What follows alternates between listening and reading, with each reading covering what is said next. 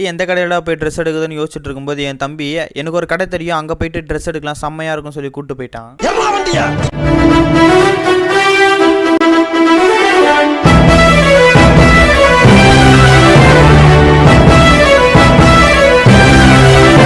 ஒரு வழியாக கடைக்கு வந்தாச்சு. கடை பேர் பார்த்தீங்கன்னா ஸ்னைப்ஸான். ட்ரெஸ் எடுக்க உள்ளே போயாச்சு. உள்ளே போய் பார்த்தா அவ்வளோ கலெக்ஷன்ஸ் வச்சிருக்காங்க. என்ன எடுக்குதுன்னு எனக்கு சத்தியமாக தெரில.